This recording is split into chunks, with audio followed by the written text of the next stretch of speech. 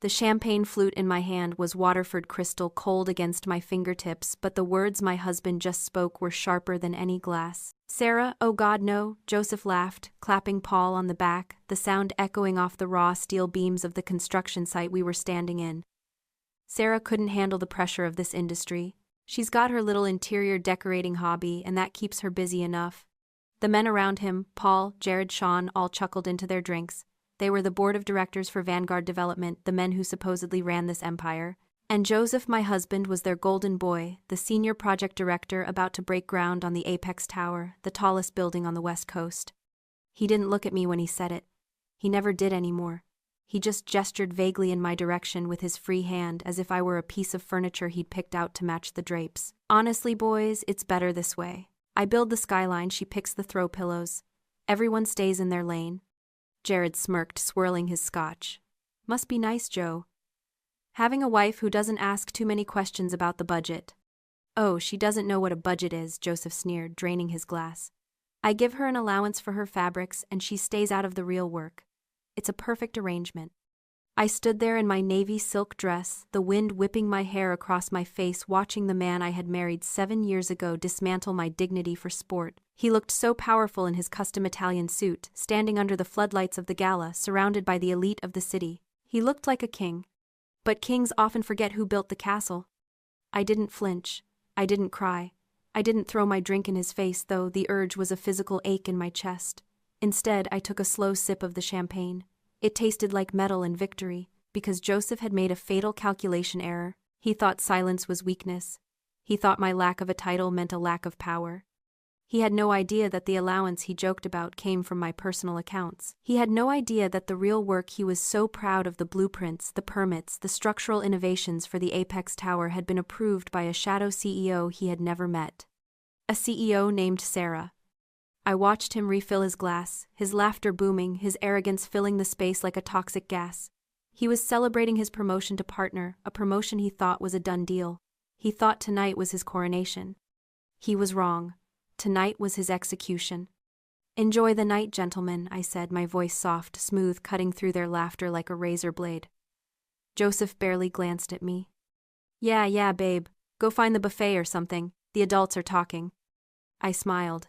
It was the kind of smile that should have terrified him, the kind of smile a structural engineer gives right before they detonate a controlled demolition, but he was too drunk on his own ego to see the charges I'd already planted. "Of course, Joseph," I whispered. "I'll leave you to it." I turned and walked away, my heels clicking a steady rhythm on the concrete. I didn't go to the buffet. I walked past the catering tents, past the string quartet, past the glittering crowd of investors who had no idea I signed their dividend checks. I found a quiet corner in the shadows of the unfinished lobby, pulled my phone from my clutch, and opened a secure app that only one person in the world had access to. My thumb hovered over the screen. There was no hesitation, no trembling, just the cold mathematical certainty of an equation finally being balanced. I typed 3 words.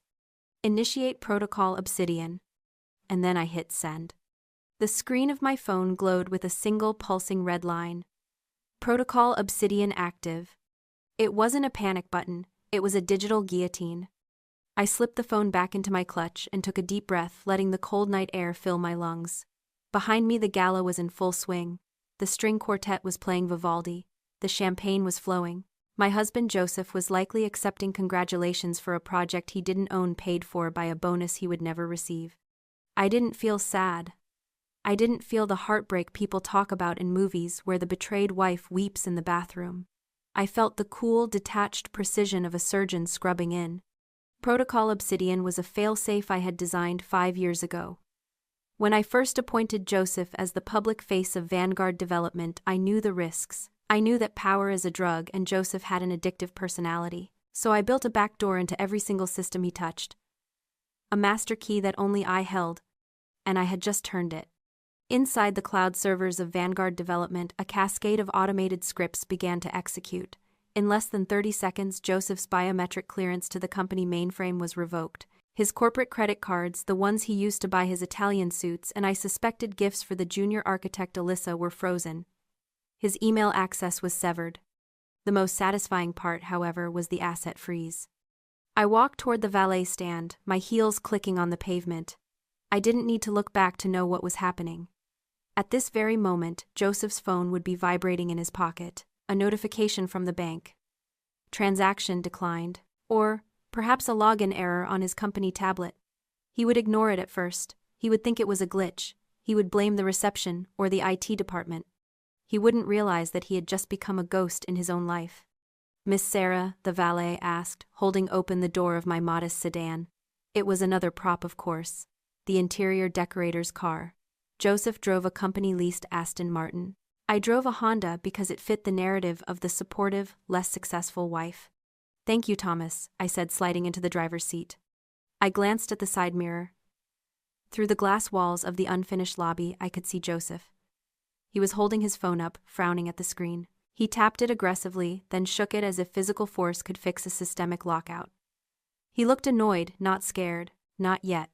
He had no idea that the allowance he mocked the money I supposedly used for throw pillows and fabric swatches was actually a dividend payout from my personal trust, a trust that owned 51% of Vanguard's voting stock.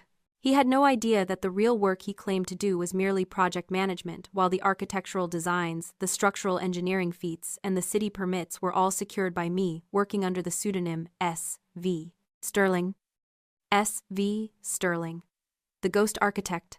The name on every blueprint Joseph had ever presented.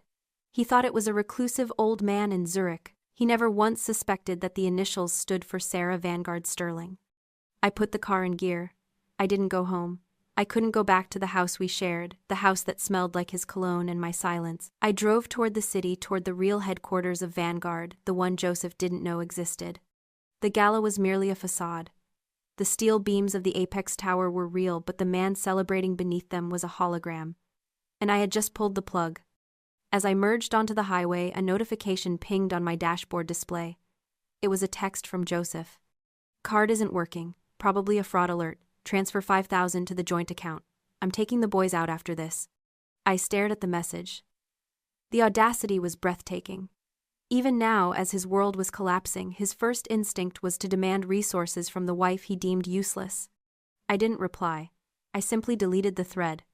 Tonight he would be embarrassed when the bill came. Tomorrow he would be destroyed. The dashboard clock read 11:42 at night as I pulled into the underground garage of the Sterling building. It was an unassuming structure compared to the glass giants downtown, but it housed the nerve center of my operations. I took the private elevator to the penthouse office.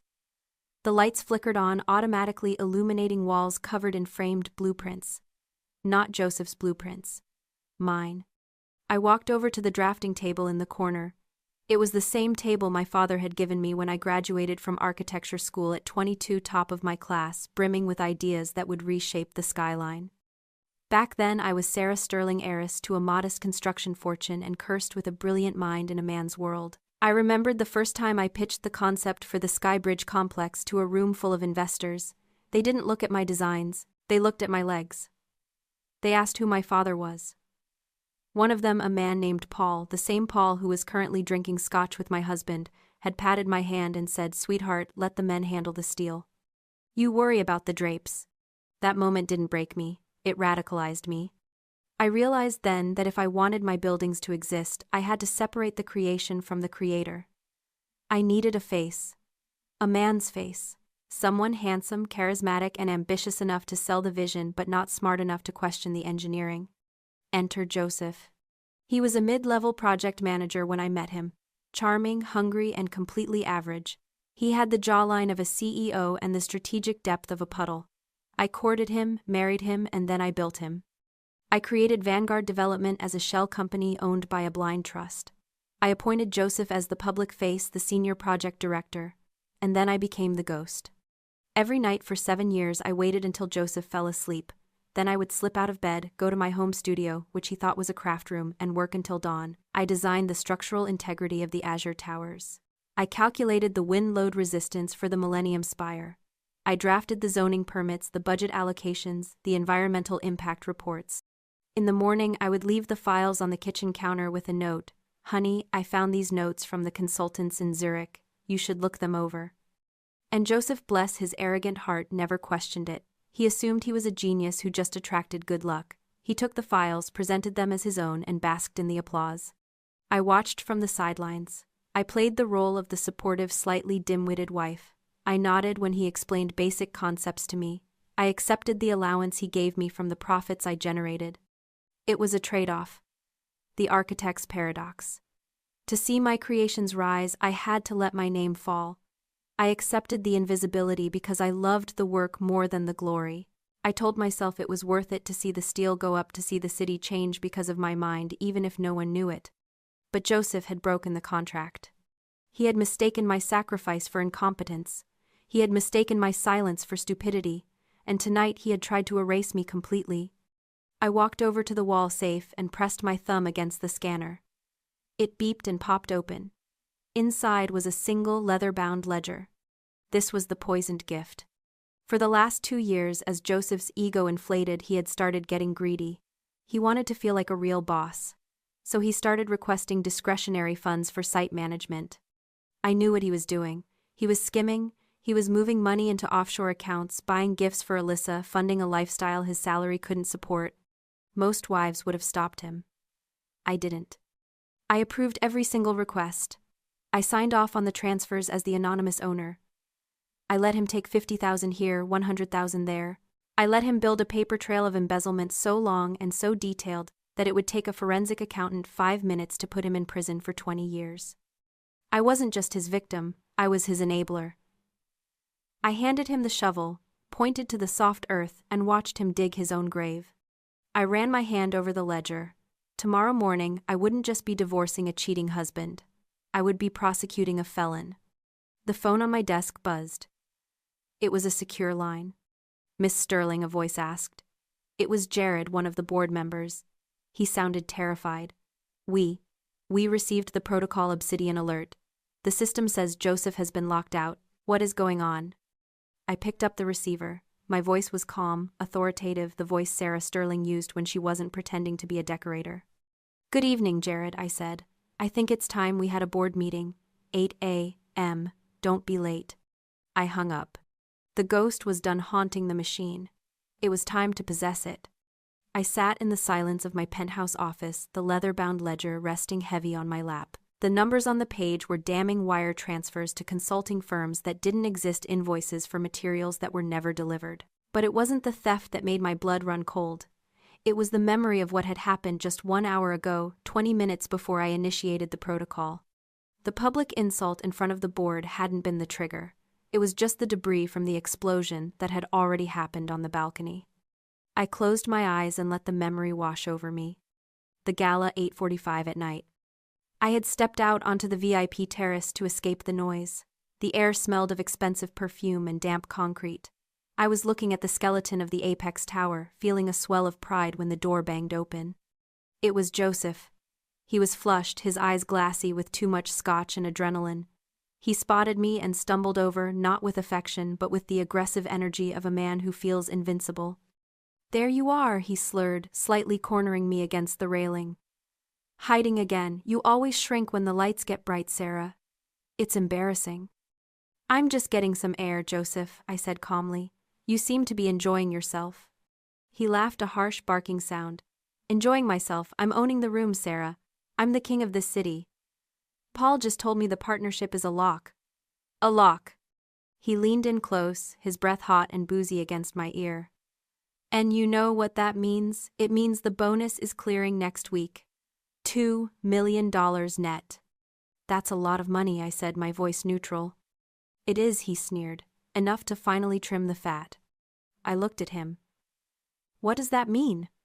He gripped my upper arm, his fingers digging into the silk of my dress. It wasn't quite painful, but it was possessive. Dominating. "It means we're done, Sarah. You and me." The words hung in the humid air. I didn't blink. "You're leaving me." "Don't look so shocked," he scoffed. "Look at us. I'm building empires. What are you doing, picking out beige swatches for guest rooms? You're dead weight, Sarah. You're a nice little anchor, but I need to fly." He let go of my arm and leaned back against the railing, looking up at the tower I had designed. "Alyssa gets it," he said, saying the name I had suspected for months. Alyssa. The 24-year-old junior architect. She has vision. She has fire. She's not a cute little hobbyist like you. He turned back to me, a cruel grin twisting his face. So enjoy the party, babe. Because once that check clears on Monday, you're going back to your parents' house and I'm moving into the penthouse. He patted my cheek, a patronizing, dismissive tap. Don't worry, I'll write you a check. I'm generous. Present time, the penthouse office. I opened my eyes. The office was quiet, save for the hum of the server banks in the next room. He thought he was discarding me. He thought the $2 million bonus was his escape hatch. He didn't know that the bonus was actually a trap I had baited. I had personally approved the allocation of those funds into a holding account that was flagged by the SEC for money laundering, an account he had set up. He wasn't waiting for a payout. He was waiting for an indictment. I looked down at the ledger one last time. He wanted to trim the fat. He wanted to fly. I picked up my secure phone. A notification blinked on the screen. It was from the head of security at the gala. Subject is attempting to leave the premises. Card declined at valet. He is creating a disturbance. I smiled. It was a cold, sharp expression that reflected in the darkened window. Let him scream, I whispered to the empty room. I stood up and walked to the wall of windows overlooking the city. Somewhere down there in the glittering lights, Joseph was realizing that his credit cards were plastic scraps and his access badge was just a piece of plastic. He wanted a divorce. I would give him something much more permanent. I pressed the intercom button on my desk. Security, this is Sarah Sterling. Prepare the conference room. And make sure the police have the side entrance clear. We're going to have a guest. The next morning the sun hit Joseph's face like a physical assault. He groaned, shielding his eyes, the hangover from the gala pounding a steady rhythm against his skull. He reached for his phone on the nightstand, squinting at the screen. Still no service. Account suspended. He cursed, tossing the device onto the duvet. Useless IT department, he muttered. I'm firing the whole team the second I sign the partnership papers. He wasn't worried. In Joseph's mind, the world didn't break. It just occasionally stuttered before bending back to his will. The declined cards, the locked phone, it was clearly a system-wide glitch, probably a security update gone wrong. Annoying but temporary. He dragged himself out of bed and into the shower. The hot water helped clear the fog of scotch and arrogance. By the time he was knotting his silk tie in the mirror, he had reconstructed his reality. The glitch was actually a good sign, he decided. They were probably updating his clearance levels for the promotion, upgrading him to partner status. He checked his personal phone, a backup device he kept for private calls with Alyssa. There was a single text message from Jared, the board director. Boardroom, 8 a.m. sharp. Joseph smiled at his reflection. This was it, the coronation. Sorry, Sarah, he said to the empty room, adjusting his cufflinks. Looks like you're getting left behind a little sooner than planned. He drove to the Vanguard headquarters, bypassing the employee garage and parking the Aston Martin directly in the CEO's reserved spot. It was a power move. A statement. He strode into the lobby, expecting the usual flurry of greetings. Good morning, Mr. Harper. Right this way, sir. Instead, the lobby was eerily quiet. The receptionist, a young woman he usually winked at, refused to meet his eyes. She was typing furiously, her shoulders hunched. The security guard, a burly man named Mike, watched him with an expression that wasn't respect. It looked like pity. Morning, Mike, Joseph called out, breezy and confident. Keep the riffraff out today. Big meetings. Mike didn't answer. He just tapped his earpiece and murmured something into his collar. Joseph ignored him. He stepped into the private elevator and pressed the button for the penthouse floor. He hummed to himself as the numbers climbed. He pictured the scene waiting for him, champagne on ice, contracts on the table, the boys clapping him on the back, to the new king of the skyline. The elevator doors slid open with a soft chime. The hallway was silent. The glass walls of the conference room were frosted opaque, hiding the interior. Joseph fixed his jacket, flashed his winning smile, and pushed the double doors open. All right, gentlemen, he boomed, striding in. Let's get this. The words died in his throat. There was no champagne. There were no smiles. Paul, Jared, and Sean sat along the sides of the massive mahogany table. They looked pale, like men who had just witnessed a natural disaster. Jared was wiping sweat from his forehead. Sean was staring at his hands. And at the head of the table, in the chair of the board, the seat that had remained empty for 7 years because the owner was in Zurich, sat a woman. She wasn't wearing the beige cardigans or floral dresses Joseph hated. She was wearing a charcoal suit sharp as a knife's edge. Her hair was pulled back severe and commanding. She was reading a file, her pen hovering over the page. She didn't look up as he entered. Joseph blinked. His brain stuttered, trying to process the image. It was like seeing a dog walking on its hind legs or the sun rising in the west. It was impossible. "Sarah," he laughed, a nervous, confused sound that echoed too loudly in the quiet room. "Babe, what are you doing here? Did you bring me coffee? You can't be in here, honey. This is the boardroom." The woman at the head of the table finally looked up. Her eyes were cold, dark, and utterly unfamiliar. "Sit down, Joseph," she said. It wasn't a request. Joseph froze his smile, faltering into a rictus of confusion. He looked at Paul, Jared, Sean. They didn't meet his eyes. They were staring at their laps, looking like schoolboys caught cheating on a test. "Sarah, seriously," Joseph chuckled, though the sound was thin, strained. "This is cute, but we have actual business to discuss. The partnership papers. Did you redecorate the room or something? Is that why you're sitting there?" I closed the file I was reading. It made a sharp thwack sound that echoed in the silence. "There are no partnership papers, Joseph," I said. My voice wasn't loud, but it filled the room. "And I'm sitting here because I own the chair. And the table. And the building. And the company." Joseph blinked rapidly. "What, you? You own Vanguard? That's impossible. Vanguard is owned by a Swiss trust. S.V. Sterling." S.V. Sterling, I repeated. "Sarah, Vanguard, Sterling." I watched the realization hit him. It was slow at first, like a crack, spreading across a windshield. He looked at the blueprints on the wall, the same blueprints he had claimed were his. He looked at the men around him, the men who had known the truth for the last hour and were now terrified of the woman who signed their paychecks. "No," he whispered. "No, you're just a decorator. You pick out throw pillows." "I pick out everything, Joseph," I said, leaning forward. "I picked out the site for the Apex Tower. I picked out the structural steel grade. And 7 years ago, I picked out a face for my company because I knew the industry wouldn't respect a 24-year-old woman." I stood up. "I built you, Joseph. I gave you the scripts, the plans, the credit. I made you a king because I needed a figurehead.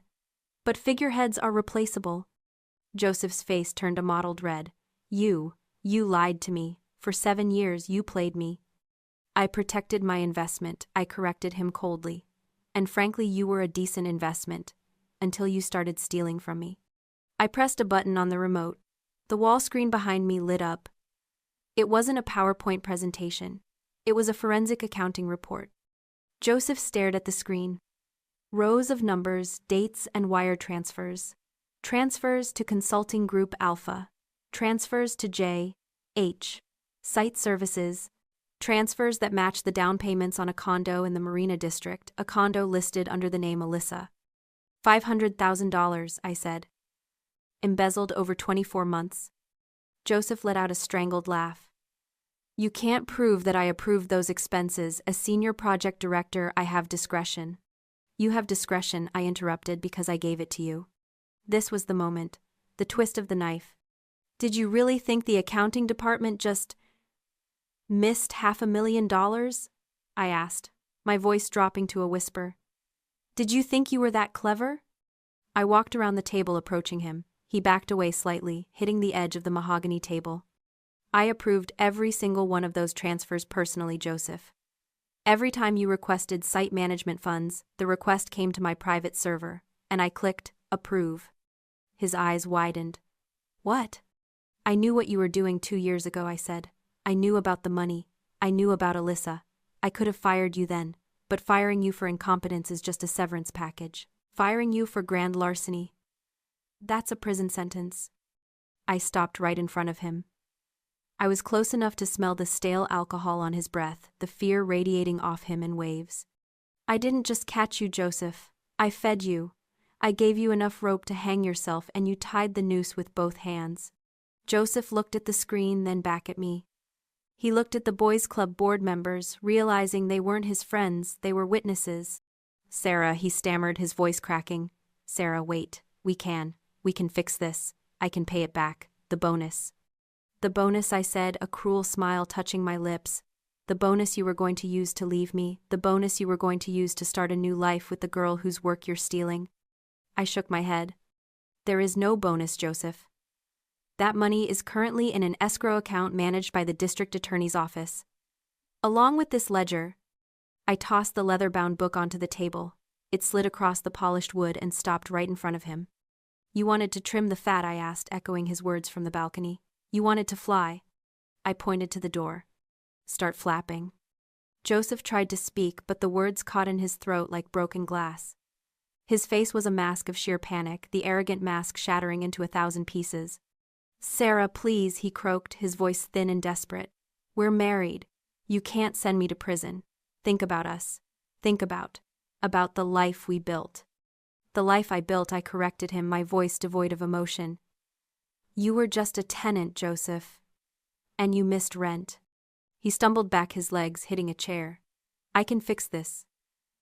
I know she meant nothing, I said calmly, because you're incapable of caring about anyone but yourself, and that is why you're failing right now. Not because you got caught, but because your brain cannot process a reality where I am more powerful than you. I walked closer, my voice dropping to a clinical, almost academic tone. This was the narcissistic collapse. I had read about it, studied it, but seeing it in real time was fascinating. His grandiose self-image was colliding with the undeniable fact of his inferiority, and his psyche was short-circuiting. You're freezing up, Joseph, I whispered.